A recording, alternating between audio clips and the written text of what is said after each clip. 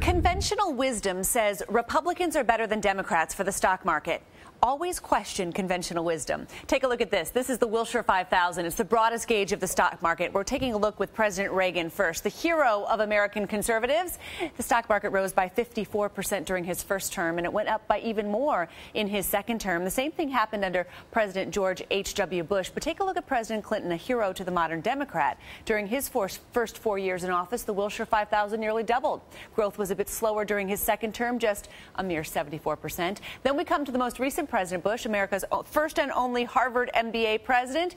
He had to deal with the bursting of the tech and credit bubbles, by the way, that were started in the years before him. And those pushed the stock market down during both of his terms. By contrast, the market is now up 96% under President Obama. Now, I've said over and over again, the presidents get too much credit and too much blame for the economy. And I agree with Alan Sloan over at Fortune, who put these numbers together, who said you should vote for the candidate you want. Don't vote because you think your stocks are going to go up. But that doesn't mean the president has no effect. I want to bring in Paul LaMonica. He's an assistant managing editor over at CNN Money. And Paul, the team at CNN Money put together a gallery of the sectors that'll do well under President Obama and the sectors that would do well under President Romney. And I want to start with companies that export to China. Mitt Romney and President Obama have both ramped up their rhetoric on China. And some members of the business community say that could lead maybe even to a trade war. But you say this sector, companies that export to China, Paul, could still do well under a President Obama. Why? I think most people believe that if President Obama is reelected,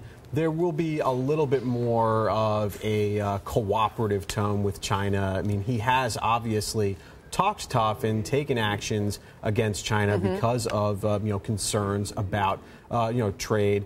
But I think most people believe that he won't have as hard line a stance as President Romney might. Right. So that could benefit companies doing business in China already, like Tiffany, Coach, GM, and Ford. So American companies that export to China, a lot of companies import from China, so that would be some of those luxury goods and automakers. I want to look at hospital stocks now. An Obama win in November would mean that Obamacare is here to stay. That's something that would affect hospital stocks, you think? Right. With the Supreme Court already upholding the Affordable Care Act, I think that many people believe that if President Obama is reelected, you should have hospitals benefiting from just the millions of Americans that will have coverage, will be able to go as insured patients to hospitals anytime they need to, and that would be a big boost for many of the publicly traded hospitals. Let's stay on Obamacare because Mitt Romney has vowed to overturn Obamacare. That would be a win for medical device companies, you say? Right. There is a tax that medical device companies pay, and there are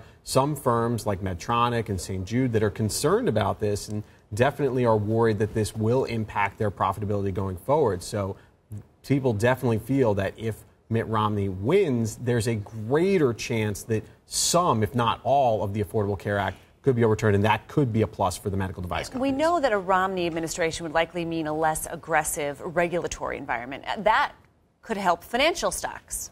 Right. I mean, financial stocks have had a pretty good year already, so it's not as if they're completely terrified of the prospect of President Obama winning, but many banks have talked about the onerous regulations due to Dodd-Frank. A lot of them haven't kicked in yet, and there are many concerns that those rules will hurt profits for large financial firms like J.P. Morgan Chase, Goldman Sachs over the years to come. I think it is safe to say that a President Romney, given his Wall Street background with Bain Capital and private equity firm, he would probably be a lot friendlier to the large banks as opposed to antagonistic, which we have had at times with President Obama being very strong with his words for the large Wall Street firms. Fat cat CEOs. I believe that might have been one of the terms. Fat cat CEOs. Paul LaMonica, nice to see you. If you want to see more of the sectors and stocks to bet on under a President Obama or a President Romney, you can find the full list at cnnmoney.com.